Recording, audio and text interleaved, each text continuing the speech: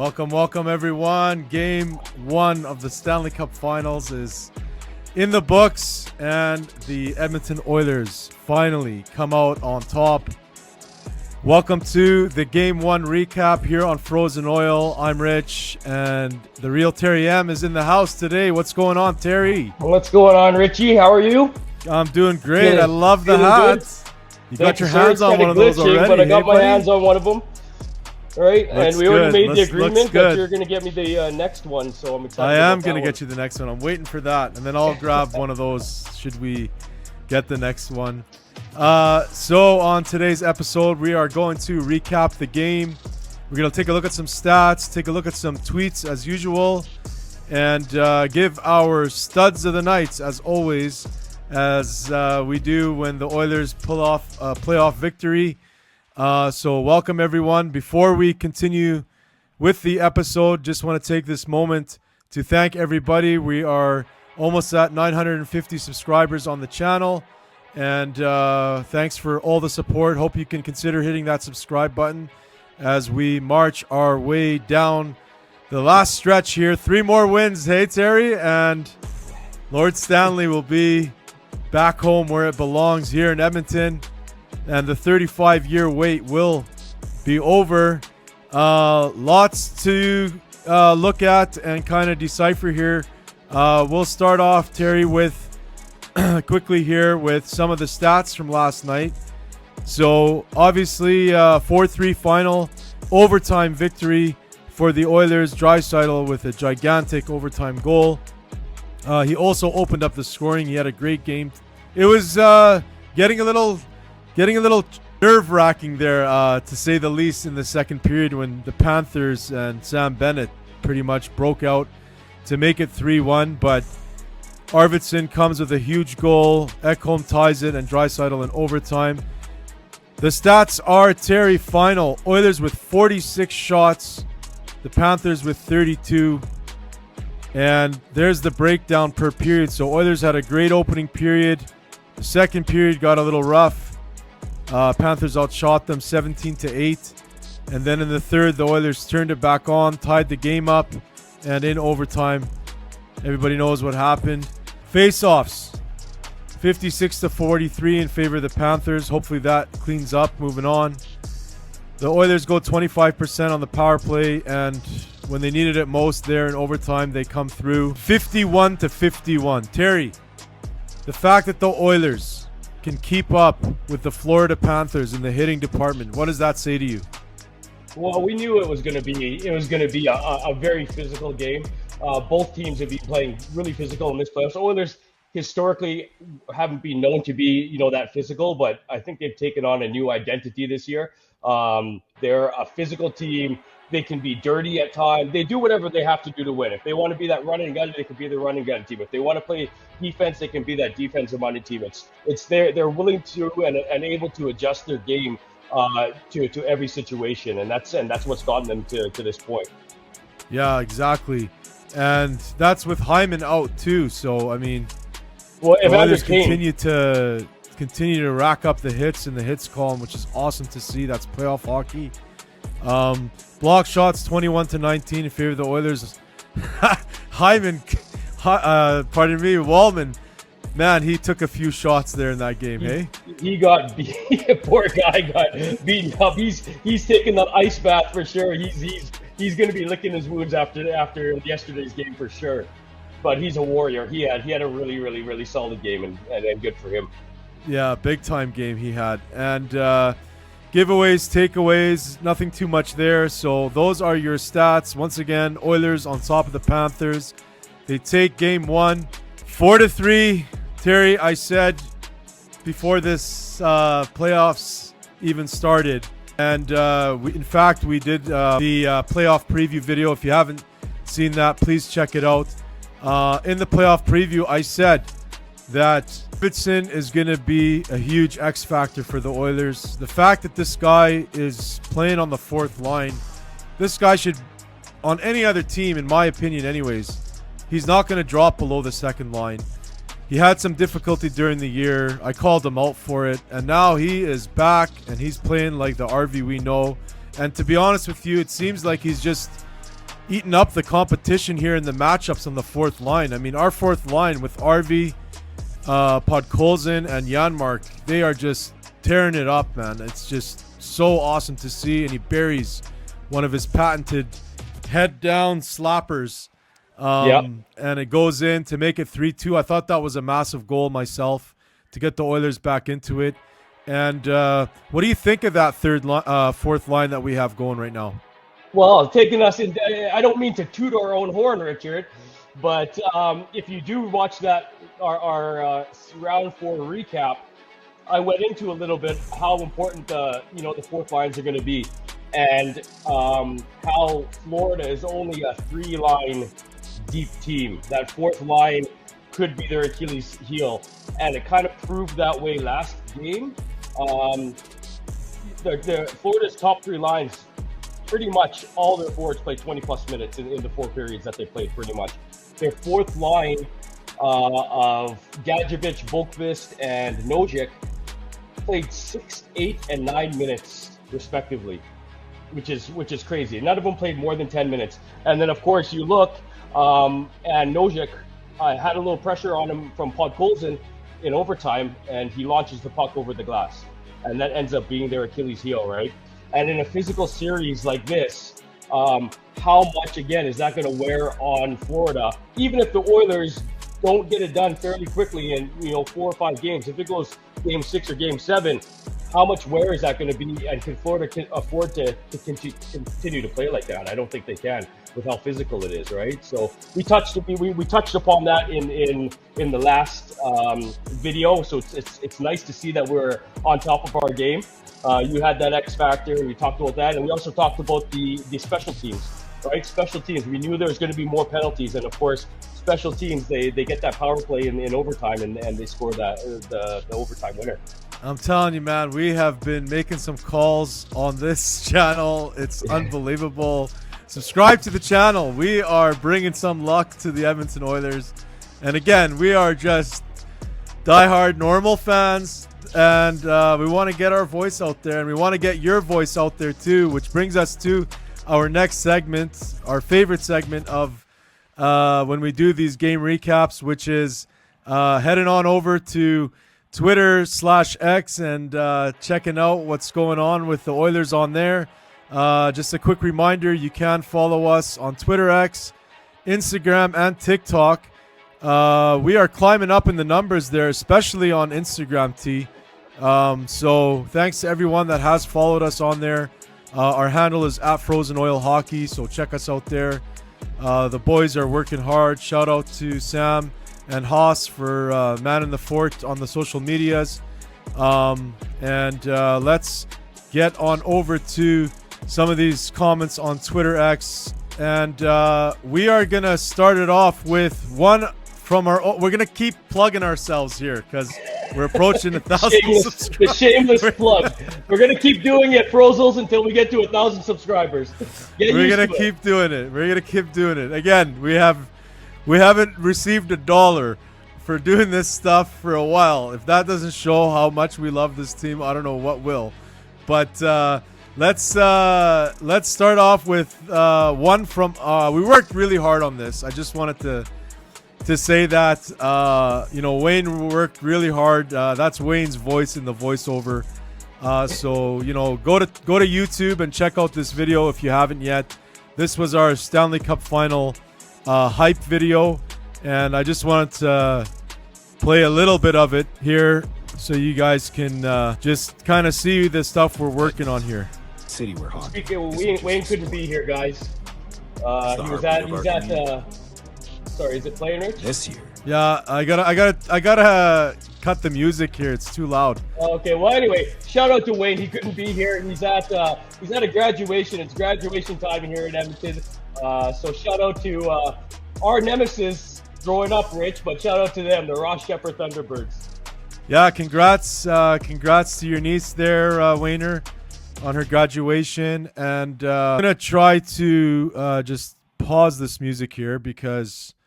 We're still learning the software. It's been a while. Producer Sam, where are you? Yeah. And since we're plugging stuff, Terry, we should also plug that we're doing a Game 3 live stream. I don't know. Are you going to be available for that? That's news to me, but it looks like I'm going to be. That's Game 3 Monday, so put it in your calendar, please. Let's check out this video here from Frozen Oil Hockey. Just a little bit of our Stanley Cup final hype video. It's really cool. Let's check it out.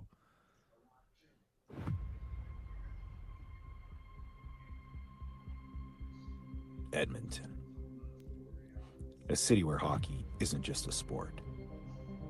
It's the heartbeat of our community. This year, Let's go. that heartbeat is louder than ever.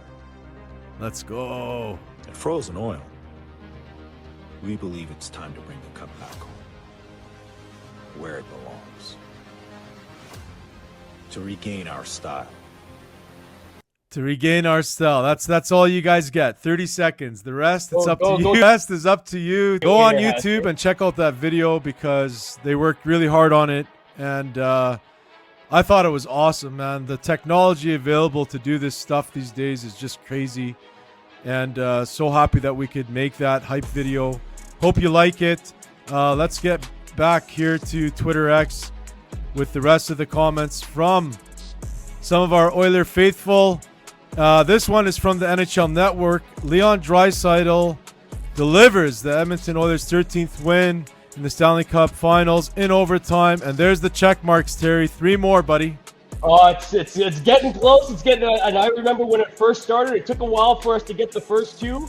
But it's crazy how quickly these playoffs have flown by and how close the Oilers really are. Draisaitl opened up the scoring in last game, and then he finished it as well. So good for him.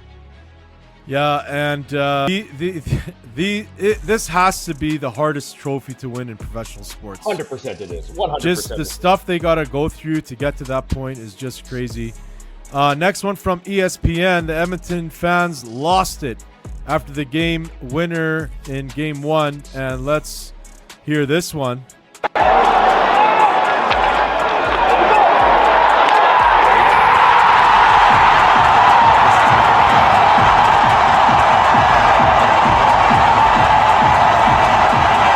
Comments on yesterday's crowd. There's more coming here in Twitter. We'll talk about it when it comes. But unbelievable crowd. What a goal. What a way to finish it.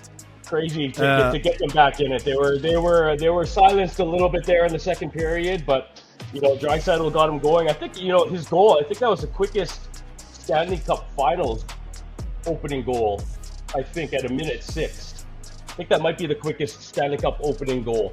That was super fast. And it just calms your nerves a little bit. It gives you're not going to beat the Panthers 1-0, but it just calms your nerves that they solved Bobrovsky early, gets the fans going. Huge goal, massive goal. That first one. The fans had a couple chances when they were on Bobrovsky, so it was good to hear. Next one from Dan Fika. Evander Kane had a great game offensively, 0 points, but impacted the first and third goal. I must give him props for that and having a solid playoffs overall. Yeah, what did you think of Kaner's game, T? Evander Kane had a big game. He's the one where I thought it was going to be kind of Corey Perry, but he came in, or Corey Perry, but I thought Evander Kane came in and he kind of filled that gap that Zach Hyman left, that physical gap that we needed. I think Kane had 9 hits or something else like that. He was a physical presence, and he definitely made an impact on him. Had the defenders thinking twice. Maybe releasing that puck a little bit quicker now, knowing that he's coming in for them. He absolutely rocked Ekblad behind the net. Behind the net. Rocked him. He came in like a missile, and he was off the boards about 2-3 feet, and he went smashed out. He felt. And you see the boards shaking. That's how you know it was a good hit, when you see those boards shaking. Yeah. And there was another time, too, where they tried to get a little lippy with Draisaitl, and he came in as well. He came right in, and he shoot them off because he knew that. Because that's when Draisaitl drew the penalty, I think. Yeah, and that's what you need to protect our big stars. They need some protection. Good tweet there from Dan Fika. Next one here, this is about the crowd. From Brett Jeffrey. When the Oilers faithful started chanting, "We want the cup" last night at Rogers Place, I got very emotional. That was beautifully done. Great job, Oilers fans. Keep bringing it. Cup's coming home. Let's go Oilers. And Brett Jeffrey says it perfectly. I mean, all these years we've been cheering for this team. All the, ups and downs, a lot of downs, the decade of darkness, everything, 2 Game 7 losses. And it's hard not to get emotional, to be honest with you. I know it's hockey, and I know it's just a hockey team and all that, but it touches it. And we talk about this. I bring it up all the time. I'm like, the Oiler fans need to come up with a different chant other than, let's go Oilers. So when you hear them sing the anthem, or when you hear the "We want the cup" chant, they really didn't get a chance to chant that last year, because they were already down 0-3 coming back to Edmonton, right? And they played the last game in Florida, so it's good to hear that kind of stuff. I still think we need to get an MVP chant going for McDavid. I mean, that guy is the guy is on a different level. So I think we still need to get an MVP chat for him. And speaking of that, I'm gonna predict right now on this episode that McDavid is gonna have a gigantic game in Game 2. That's my prediction. Next one from friend of the show, Eric Friesen. Oilers Stuart Skinner recorded his 26th career NHL playoff win, passing Bill Ranford for the second most in franchise history. That is amazing. Crazy how we're always on top of Skinner, but yet you start seeing these stats that come out. He's tied Granfier for shutouts, and you see stuff like that. Stuart Skinner had a really good game, made some timely saves on Barkov, and he made that one glove save on Rodriguez, which definitely kept the Oilers in it.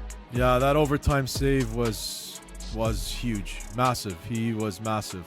Yeah. Next one from Tyler DT. We won last night, and that's amazing, but I'm still dumbfounded at just how poor the officiating was again in the playoffs.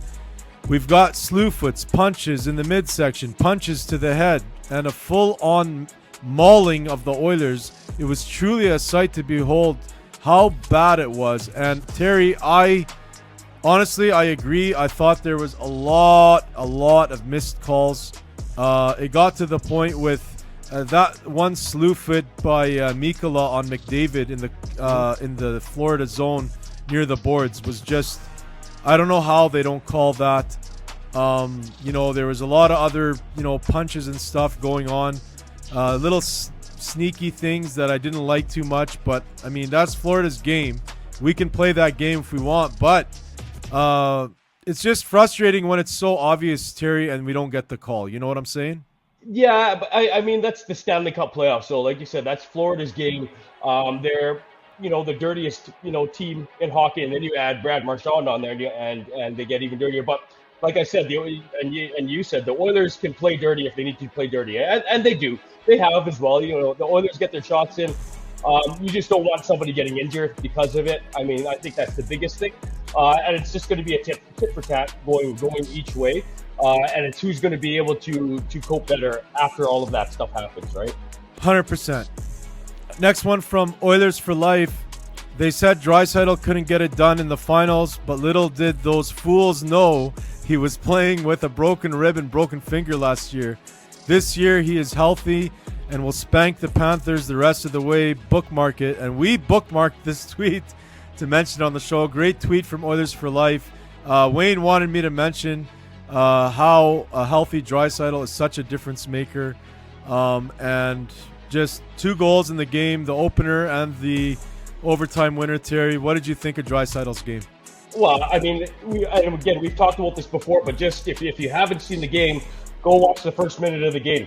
Draisaitl was the catalyst for him scoring that goal. He took that big hit in the corner. He kept control. He kept his composure, and the puck came back to him, and he scored that goal. And we said this before. You have a healthy Draisaitl, we have a healthy Kane, you get a healthy McDavid, and the Oilers are unstoppable.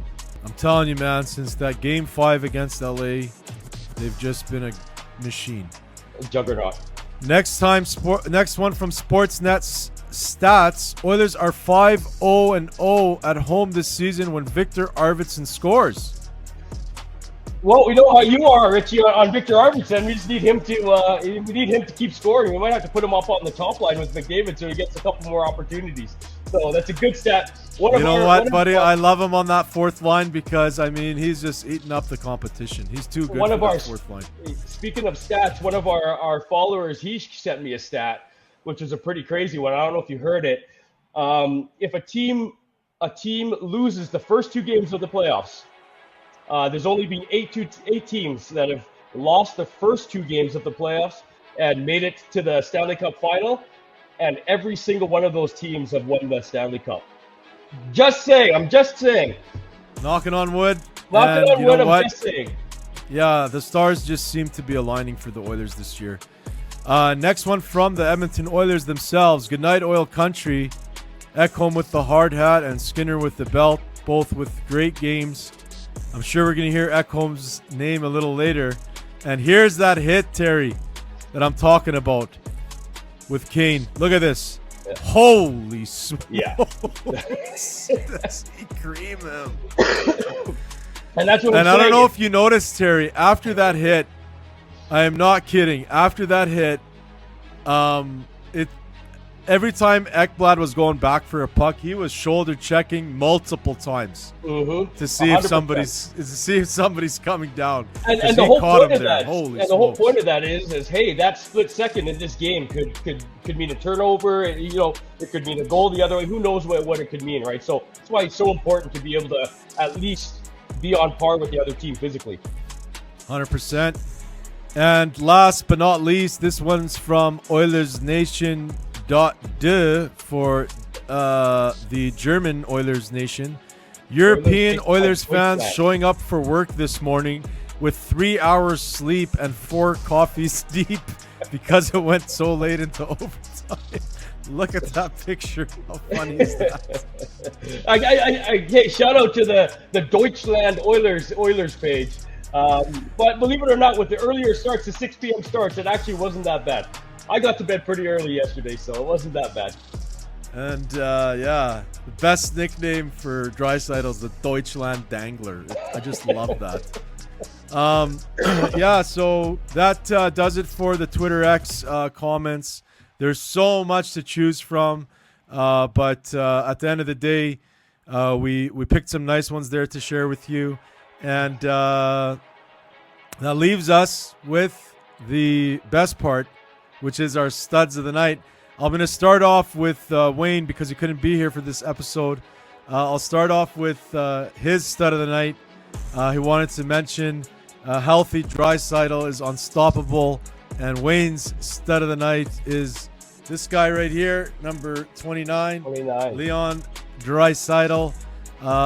That's Wayne's stud of the night. Great pick. Obviously 2 goals, huge game. And that is the stud of the night for Wayner. Terry, who do you got tonight? You kind of mentioned it. There was a lot of them that you could have chosen. And of course that just goes to the Oilers' depth. But my stud of the night's going to be Mattias Ekholm. The Viking. The Viking. He scored that. He scored the game tire with that was a massive goal. The guy's played 2 playoff games. He hasn't played since April, and he put up 25 minutes plus or whatever it was in that game. He was +2. He had 4 shots. He had a block shot. He was just such a good, calm presence back there, and he added offensively as well. Great pick. He was on my radar as well as Draisaitl, but great picks, obviously. And I am going to go with my pick, which is Victor Arvidsson. Victor Arvidsson, you are my stud of the night. What a great game. That second goal to get the Oilers back into it was such a patented Victor Arvidsson slap shot. He almost got the overtime winner as well. He had a nice shot.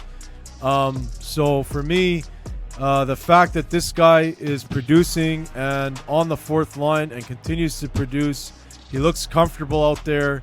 This guy is going to be a big difference maker. I was wondering when he was going to start to show up because I don't know if you remember, Terry, when we played him in LA the 3 years before this, every single time he got the puck, it was scary. It was like something was going to happen. So Victor Arvidsson is my stud of the night, and I believe that's the first one for him. So congrats to him. Could be the first one, and there could have been a ton of stud of the nights. Like I think Kapanen could have got a stud of the night. Evander Kane, I think, could have got a stud of the night just because of how physically he was. And again, we've talked about this before. We're not even mentioning McDavid. who had an unbelievable Well, game. Like the guy offensively, the guy defensively, the guy is just on an absolute different level. He never ceases to impress me. I mean, it's kind of unfair because technically McDavid would be the stud of the night for everybody every single game if we really had to. Yeah. Maybe Drai could maybe get a couple in there, but most of the time it would be him. But like I said, we gotta spread it around, and like McDavid said, it's gonna take everyone, Terry.